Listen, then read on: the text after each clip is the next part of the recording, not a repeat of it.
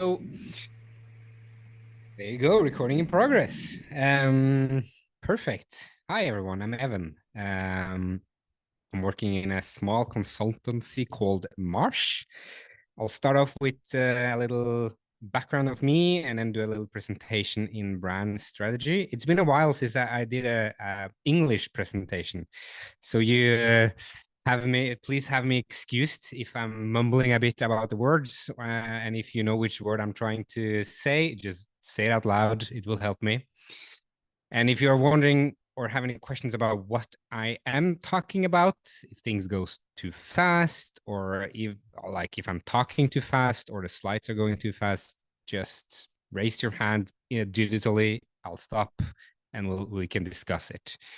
Sometimes I'll say that question is going to be answered in a few slides and we'll just go on. But often we can, let's have it as a dialogue. We're not that many in this Zoom call. So as I said, I'm Evan.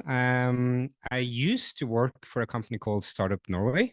So the last 5 years, I traveled around Norway with Innovation Norway, helping early stage founders raise their first round from either investors or grants, or kind of getting the first money to their companies. So that's kind of my background. And then I ended up kind of really loving working around the brand part. Started to work with the brand of Startup Extreme, and then took a course from two very intelligent women in Mars. So that's the founders of Mars. I sent them an email right before my parent leave, because I felt like when I was done with my parent leave, I wanted to do something else. And then I ended up working with them. They've also written a book called Raketter and Rebeller, Rockets and Rebels.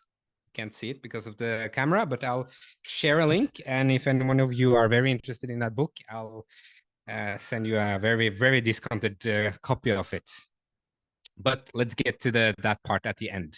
Now, I do want to start off with a little presentation of our methodology and how we are working with brands. So it's a bit up there, kind of, it's a little bit, the examples can be a little bit big, big companies. And I know sometimes for founders, it can be like, but those examples are not as applicable for me.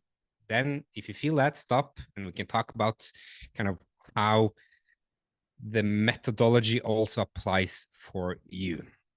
All right, let me start off by sharing my screen.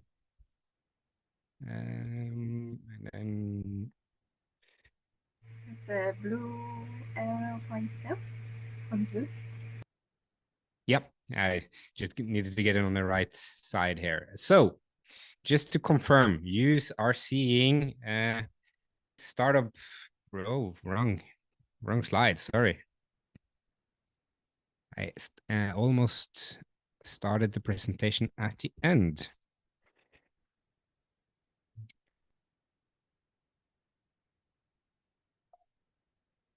There you go. Do you see Mars is an independent strategy consultancy looking to build brands that move people? Do you see that? Yes, you're nodding. Okay, then I have done something correct. That's us. And just to be very clear, this slide is Norwegian, but Try, if you know about Try Råd, they bought us. So we are owned 50% by Try, just having that said. And the reason they kind of bought the company was to get this methodology we are using, this Marsh method, which I'm going to go through, into their way of creating ads, creating value for their customers. And you see Mona on the left side and Kirsti on the right side, which is the founders of Marsh, my colleagues, and then the COO of Try in the middle, Sindre. So good to have that said. Now, why do we even care about brands? And this is one of the big examples again. The reasons we care about brands is because we know it creates value for the company who cares about the brands. This one, it's from Interbrand. They've done a survey or conducted a survey / looked at the value of the companies in S&P 500, MSCI, BGB, and different others index funds, and looked at the top 100 brands and then compared the values of them. The red part is the differentiation between the index funds on the stock market versus the biggest brands. It just shows that even if you're big, even if you're small, building your brand provides you value over time. And when we think about brands, what do we actually how do we define it? Everything usually has a core product, like coffee. Coffee is coffee no matter where you buy it or not. And the way we think about brands is how you talk about it, how you present it, which feelings you are getting when you want the coffee. For example, this coffee and the Starbucks coffee is two different things, even though the core product is the same. And that's where we are beginning. So we have a pretty big toolbox, and I'm going to come back to that at the end. We would love to help out. I'll also give you, we have some digital courses in all of these topics, which I'm going to give you all 7-day free trial to dig a little bit deeper into the topics I'm talking about today. But today I'm only going to touch upon the positioning, the category, role, and differentiation. And the reason for me only going into that topic is, one, time is limited. We can talk about this for several hours, weeks. And two, we've seen that the most important part for founders in the beginning is getting their category and their role and their differentiation correct. Obviously, identity and everything else is important, but if you get the category, you'll that's where you get the most wins. So that's the reason I'll jump into that. And as every other strategy, branding is also a part of a chess table, as we like to talk about it. And every company have these different sources pulling their decisions, pulling why they're doing Y, I, or X. For example, you had these blockbusters video companies back in the days when internet came in. You had the threat of new entries. You had Netflix sending it on email, and you had buyer power, meaning people could choose to download or tape it themselves, or getting it in illegal ways. You had the suppliers, those who own the music, putting locks on it. And you had new ways of contribution, getting the music or the videos out, like concerts, etc. And you had completely new ways of also listening to it and seeing it. And all of these things are part of your brand building. Because a lot of people think about the brand as your color, your font, your logo, and that's not your brand. Your brand is the whole circle. So whenever somebody is, sorry, this is Norwegian, I copied it the wrong way, but I'll explain it. So in the beginning, whenever people are considering buying you, they have to look at something. They have to evaluate your up against your competitors, against whatever they're doing today. And then they buy you. And then people think that the branding is done there. We think the opposite. It's now you start, because whatever feeling you get when you're buying the product is something you talk about friends to friends. And whatever friends are in the mood of buying, they listen to what other people are saying, etc. And then if you get people to also be happy with your first experience, they come back. It's very logical, but it's something we see a lot of people forget when they talk about the brand they're trying to build. They only talk about their colors, their logo, their font, their UX design. and they forget to think about how is the customer service, how is the package done, how do you open the box? Like Apple's, I see on Instagram a lot of reels now around how Apple has created these boxes to be in a way that people want to just keep them because they're so cool. That's branding, not just what you put on a billboard. And we often use Oatly as an example as well, where I guess if I ask all of you, how many of you drank havremilk? Sorry, what's that in English? Oatmeal? Yes. Yeah, The Oatly. Oatmeal, obviously. Goddamn. How many of you drank oatmeal 15 years ago? Probably very few of you, because you didn't think about oatmeal as a real contender to milk in your coffee, for example. But they have, with their branding, made it kind of made a shift in people's mind that oatmeal is also a part of your coffee. And that job, the way they've kind of done it, it's not by just putting a lot of billboards out saying oatmeal has this ingredients, is this healthy, blah, blah, blah.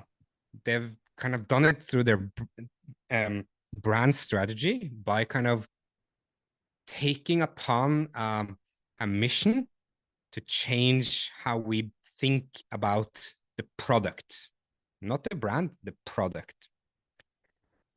And today, I guess like maybe 30-40% or something are using it. I have an oatmeal in my storage, even though I do not have lactose intolerance.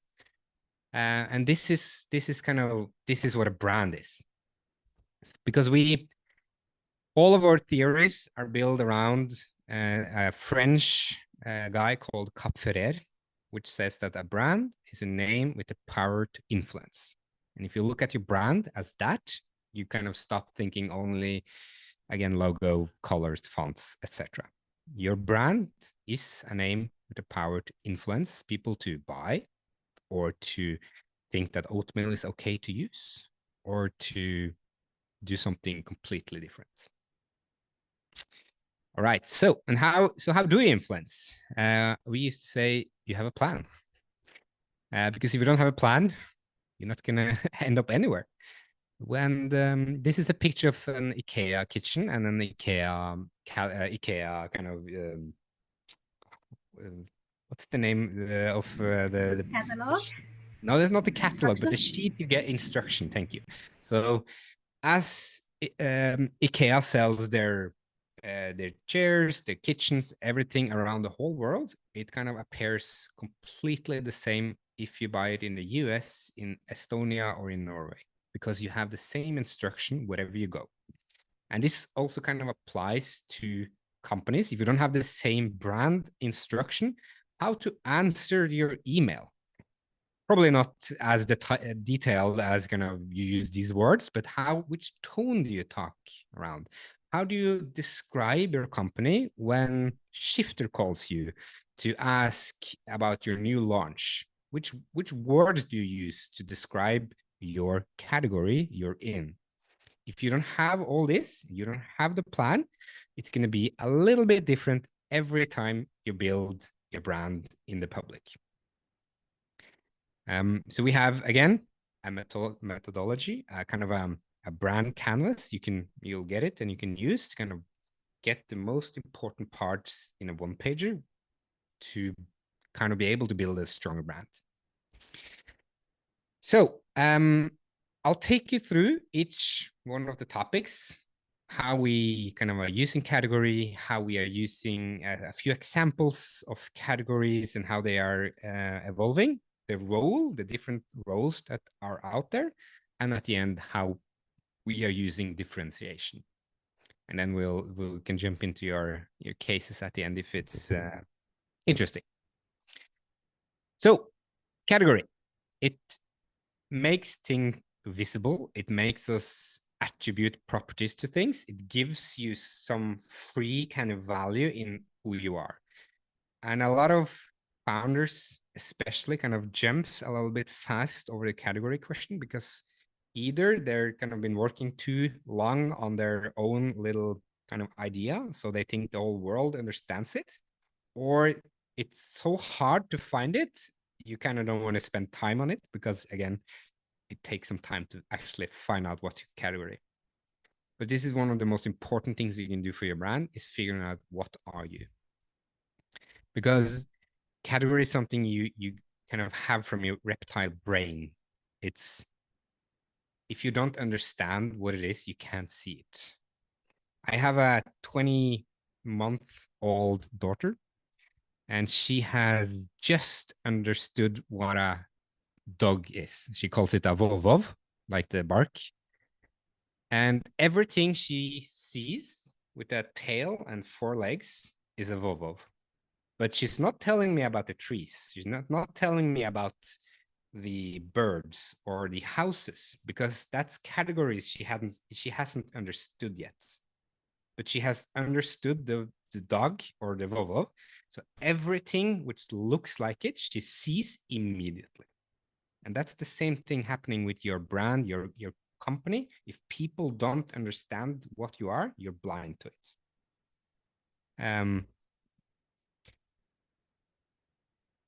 So when you are kind of choosing a category, you can either change or define the category you are already within, or you can kind of move into a new category. And we tend to use the iPad. iPad back in the days was this to this. It was everything, like before the iPad from Apple.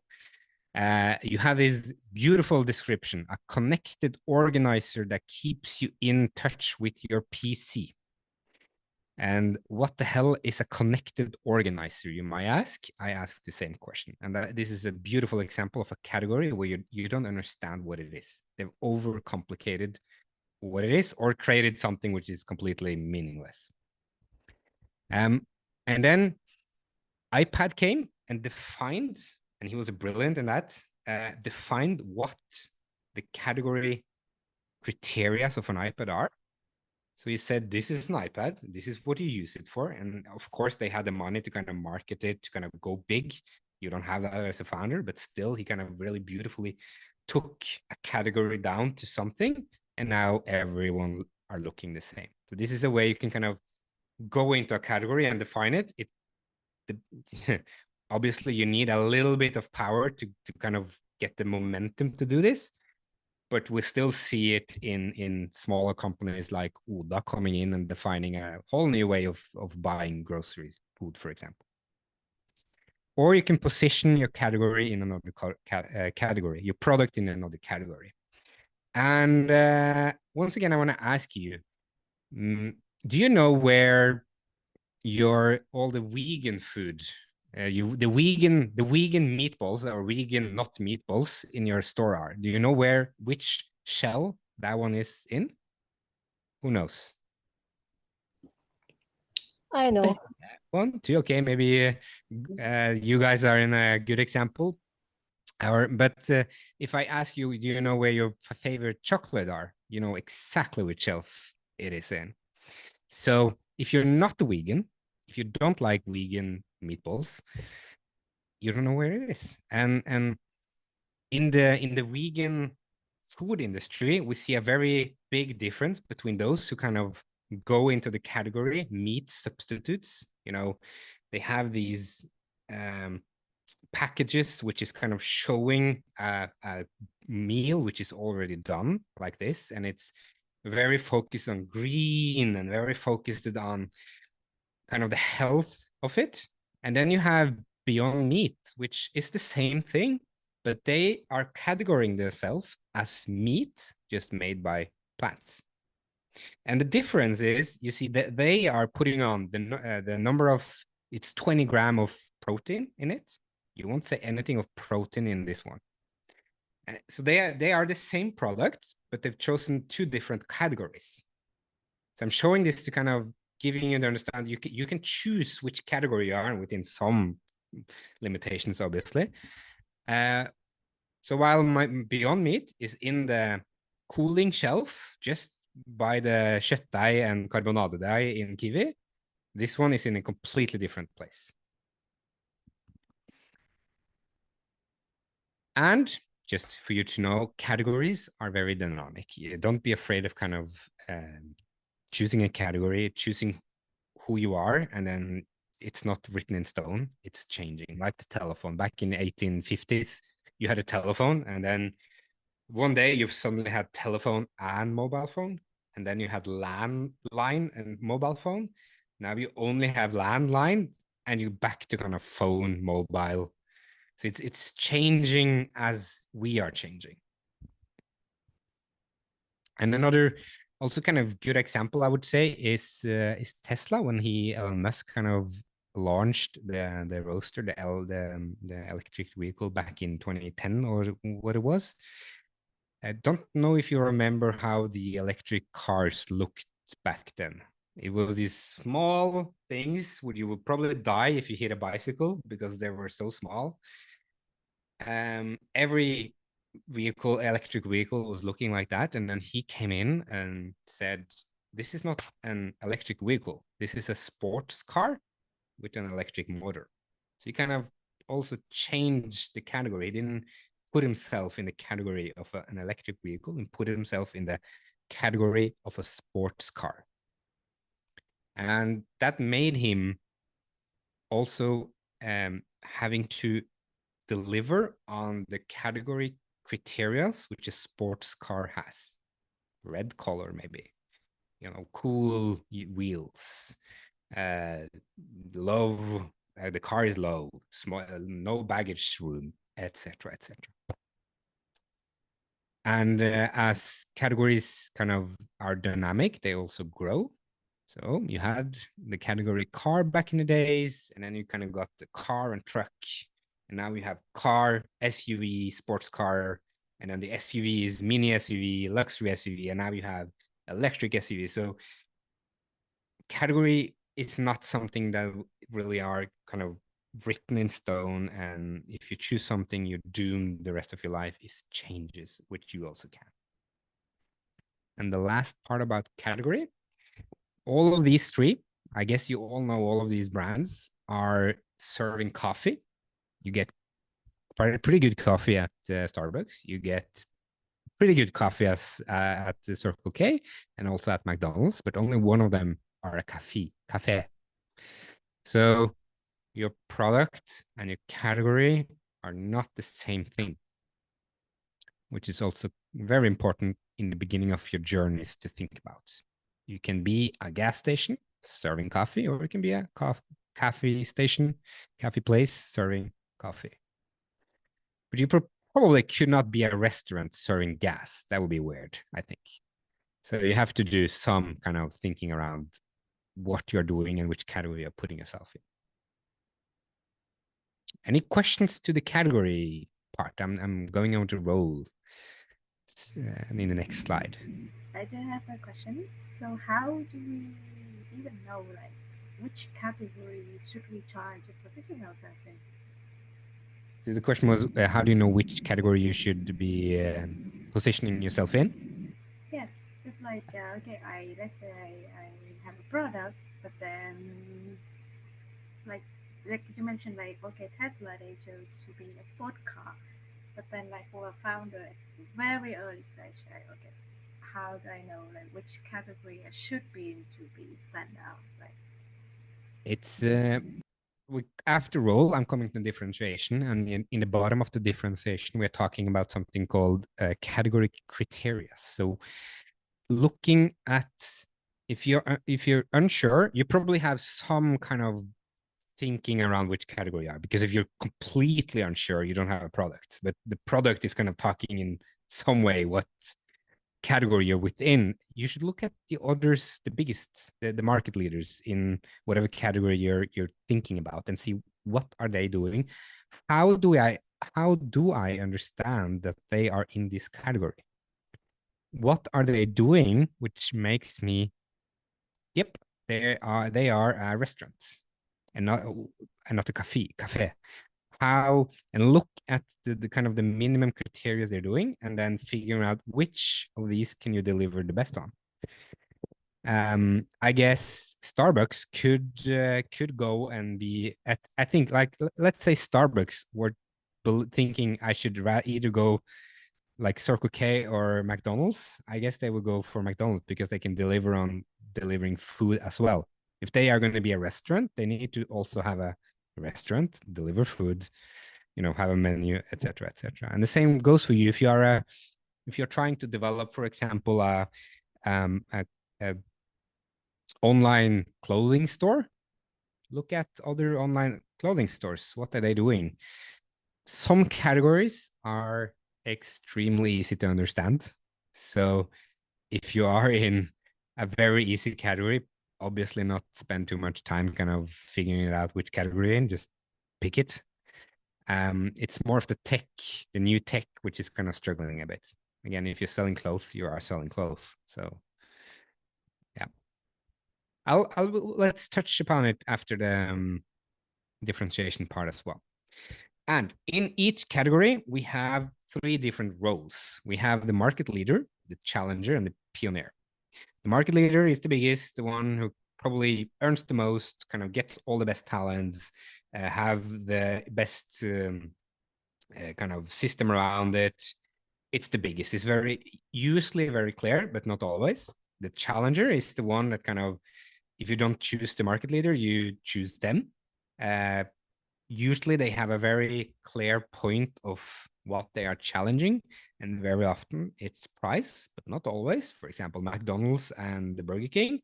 It's not like Burger King is cheaper than McDonald's, but they're still kind of the easy option to McDonald's. And then you have the pioneer, which kind of defines themselves as we're in this category, but we want to do it in a completely different way. So yeah, and we use this, and I'll back to one more example. The airlines, you have SAS, the biggest one in Norway. Maybe now we can talk about SAS Norwegian being equally because of SAS struggling after COVID, but SAS is still the biggest. They talk about how great it is to fly, the journey that matters. They give you permission to fly. They talk for the whole category as whole, I mean. And then you have Norwegian, very clear challenger to SAS, challenging on price. And then you have Atlantic at the end here, kind of where you can buy. They have a bar in the flight. You have dancing. They do everything. You don't buy Atlantic because it's cheap. You buy it because you get something completely different in the category.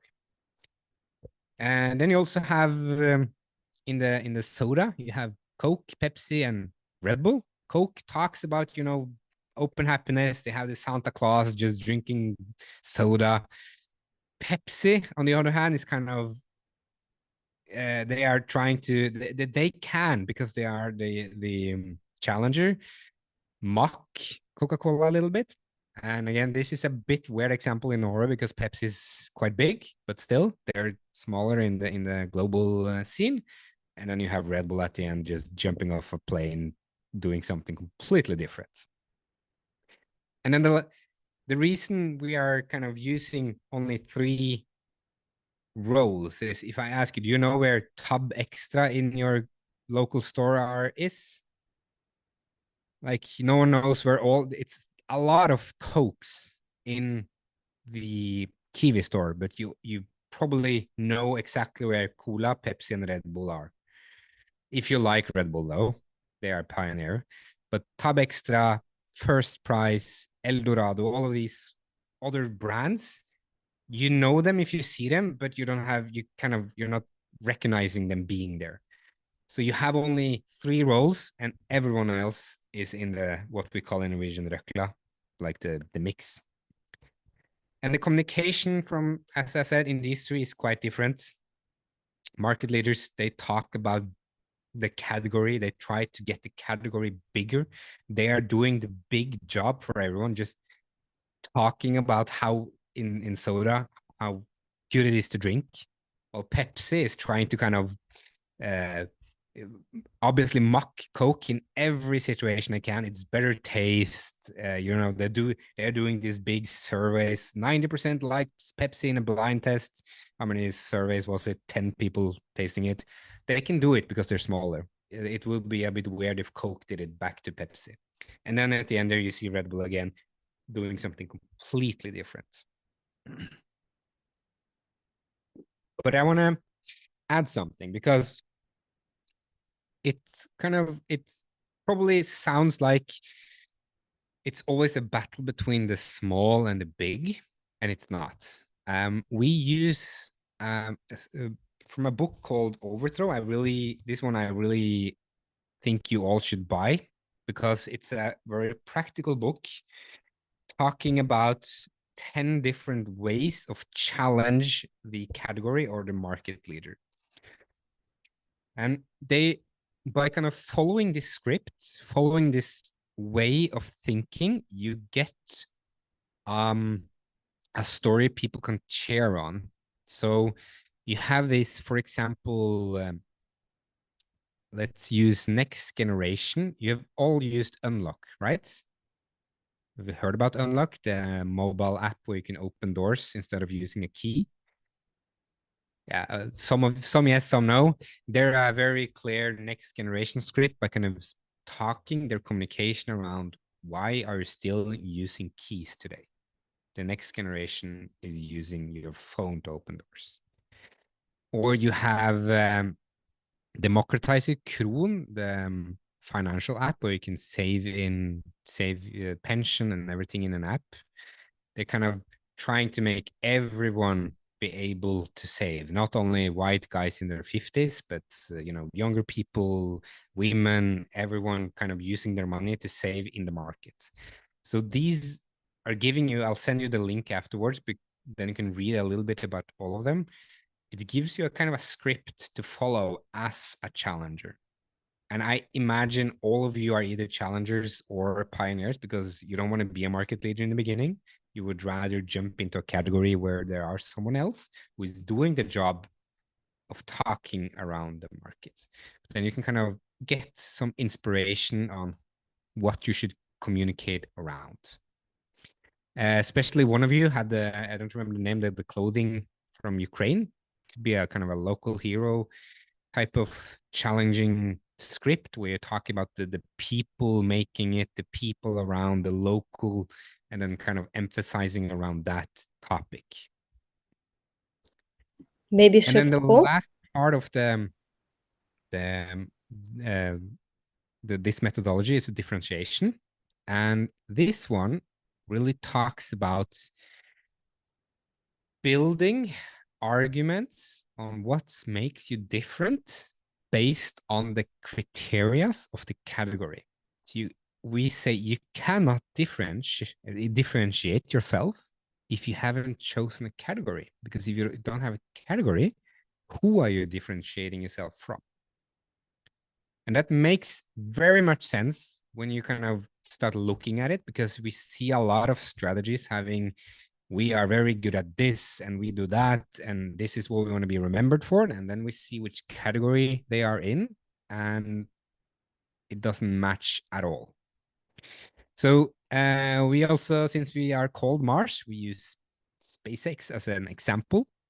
In the bottom of SpaceX, you need the criteria to be a space launch company is like, you need resources, you need people cleaning, you need engineers, you need money, you need a big place, you need a ramp, you need so much things to kind of be understood as a company who can launch something into the space.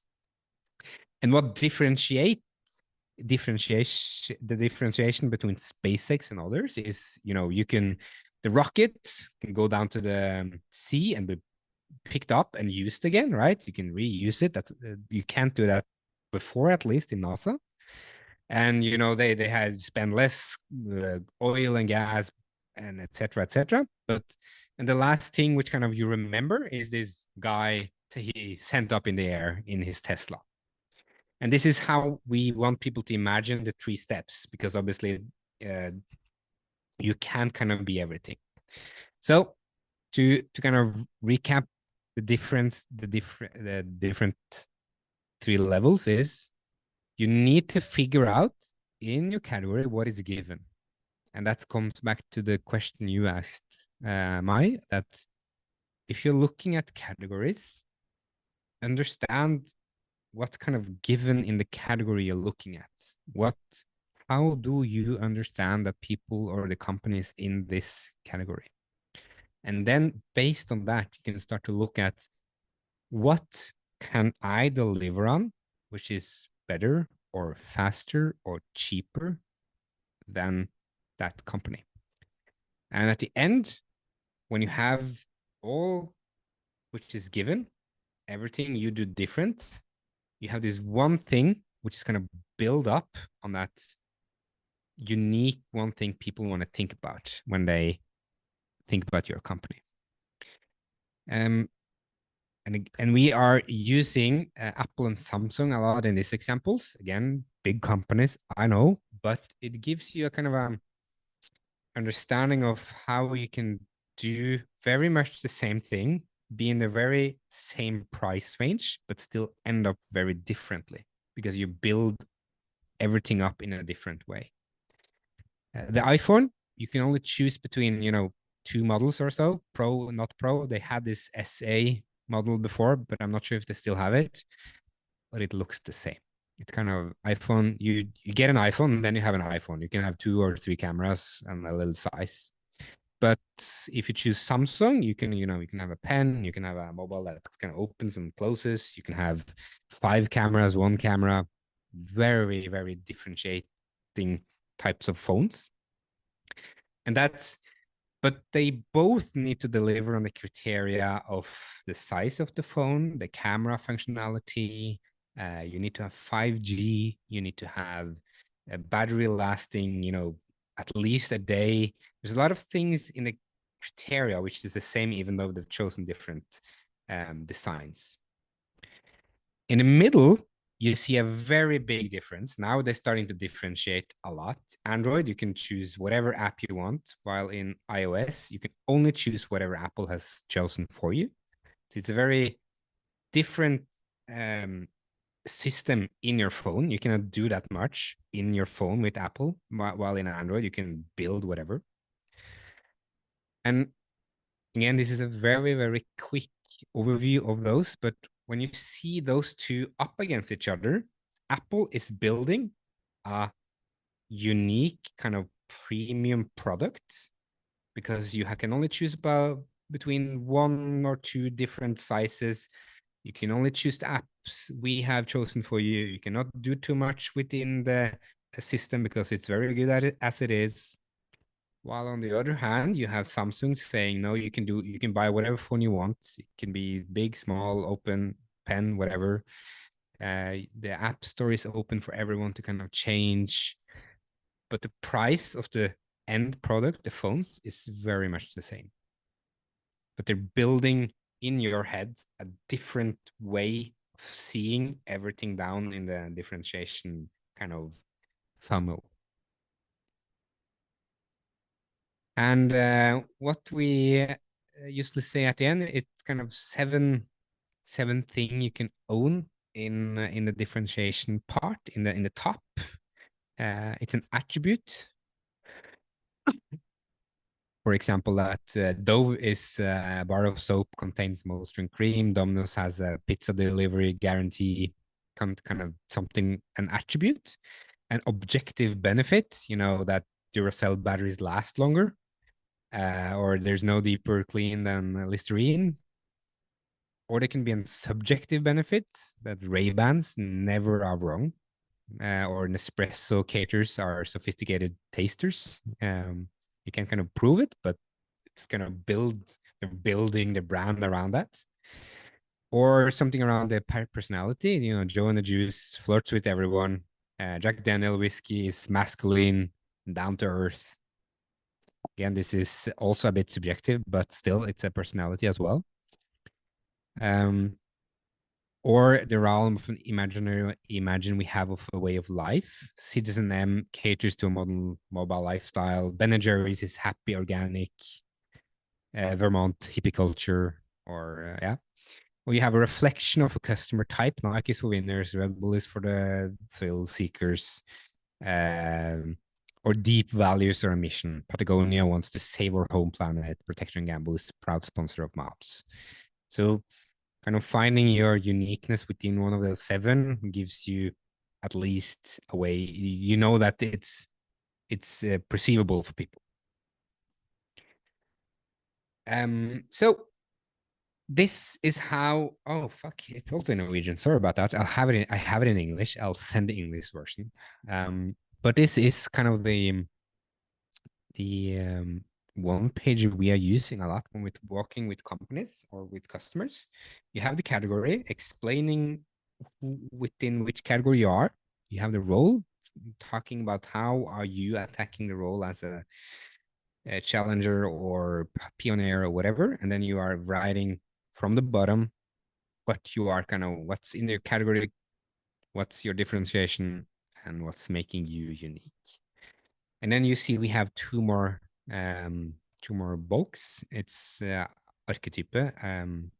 It's kind of a, what's the English word for archetype? Archetype. Archetype. Is that easy? Yes, this is it. I think so. Which spelling is like Sure if I've taken off my sound or but anyway. And then you have the identity prism, but I'm not going to jump into it now because we don't have time. So any questions like from what I just talked about? Did it make sense? I know it's a lot of information, and I've done my best to do this in English. It's been a while since I talked English, so I know it's a bit like staggering, stopping up a little bit here and there, but I hope it made sense in a way. I don't know how to raise the hand here. Can I just start I've talking? taken off my sound. Give me a second to just figure out why I can't hear you, because now I saw you talk. Evan, can you hear us? Yes, now I can hear you. Sorry. Okay, I don't know how to raise the hand. Can I just start talking? Asking? We have a Good. question first, Julia, in the chat. So let's go with that first, and then we go with your question. Yeah? With my Yeah. question? Oh, yeah. So in there, we have a question first in the chat. So let's go with that first, and then we can go with your question. Right afterwards. the question in the chat is, in the 7 routes to uniqueness, should you choose one route or perhaps combine 2? We tend to say that you should only have one at the top of the uniqueness rocket, because we have so small bandwidth that it's very hard for people to kind of remember you for 2 things. So you should really only go for one, and it does not need to be sexy. Like Telenor, I don't know if you guys know the biggest telecom company in Norway. What are they famous for? Let me know. Get in the chat or say it loud. What when I say Telenor, what do you think about? One thing.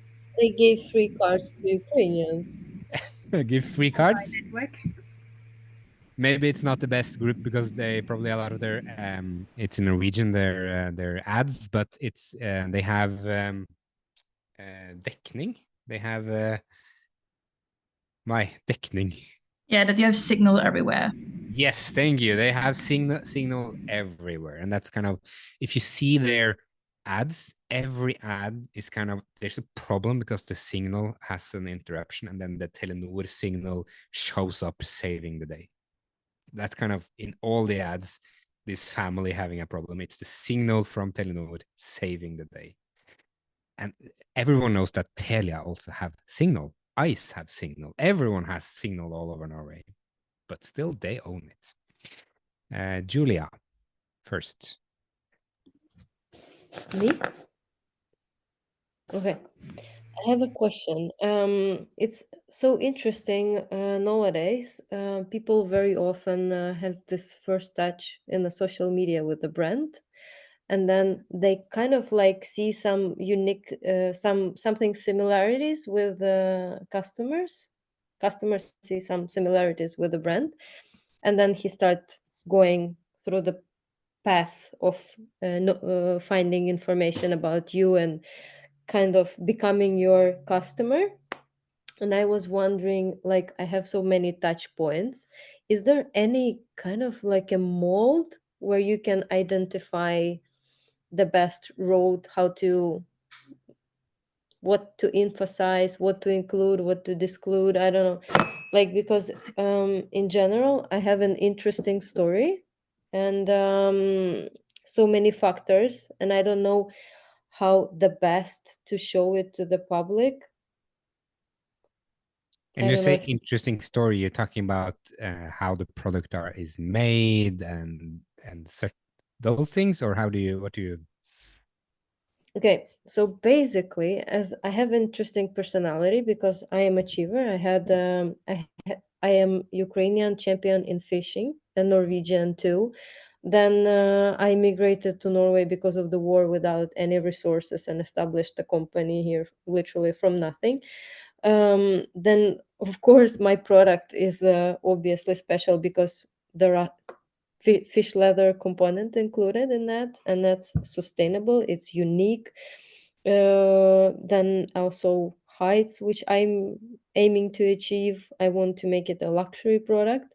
So there are so many interesting things within a brand, and I don't know how to make an order in this house in my head.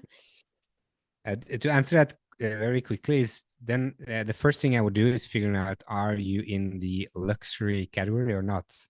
And if you are, what is the kind of what is the what do you need to do to be in that category? And then it's easier to see what you should talk about afterwards. Because if you are in the luxury kind of category versus just an ordinary selling, it's not the same. You would talk about different things. A luxury brand talks probably more about the history, the people, and the the craft of how it's made, versus if you buy a cheaper brand, it's more of why it's cheap and how they made it cheap. And so it's I would very, very short kind of there. I by the way, I would love to take the questions, Mai, and then I could rather maybe I can send out the link, and then if those who want, I'll give out like a 30-minute and we can talk about one brand in one-on-one instead of kind of taking too much in the public air. Is that okay, Mai? Instead of going through the cases you sent? Yes, I So think I'll so. send a We link, only and have then 6 minutes whoever. left anyway, so Yeah, I the know. I limit. saw that. So instead of then taking one case and then 6 minutes is gonna take, it's like, yeah, too little, and I talked too much in my presentation. So I'll send a link, and then you can book me for 30 minutes, and I'll do a little research, and we can have a conversation around it. But come with the questions. We can still do questions in 5 minutes, 6 minutes. Inga raised her hand. Inga, would you like to ask a question? No, I don't have a question anymore. It was a note about the Telenor, but like, but thank you. That was very interesting presentation. I'm looking for like further insights. And a lot of these things is, it's so hard to go in kind of detail and be personal when you're talking one to many, because then you have to use example, which is kind of a bit too far away. But if we go into one-to-one, it's easier to take examples which kind of applies to your way, like luxury brands. Then you can kind of find examples which how has other luxury brands done Y, X, and Z. So it's I know that examples can be a bit too big. Okay, so I think yes, to those who have put their website and the brands for review to this webinar, then what we'll do is that Evan would share with us the one-on-one booking link, and then you have more time and you have individual review instead of having it live review, because we won't have time anyway to go through all the cases. But Evan, you mentioned something about the book, the course, and Yep. something else. Would you like to share? Yep. Jeff? We do have Victoria? yes, let's do that. You still see my sound, my sound, my oh my god, website screen. Yes, thank you. So just for you to know, we have an English side which is very crappy. So it's but we have it. If you're interested, I'll send an email and then you can reply, or I'll do a form. And then if you want, you can get 7 days of our course. It usually costs 4,500, including MBA. But then we have kind of it's about 4 hours of different topics where those two, the founders, are talking about positioning, identity, and brand strategy in whole. I'll give you 7 days, and if you are very eager to learn, you'll see everything in 7 days, and you don't have to pay for it. If you are thinking this is very good value, hopefully you'll buy a course, because even though I love to talk to founders, we also need to earn money in some way, so we have to sell in some way.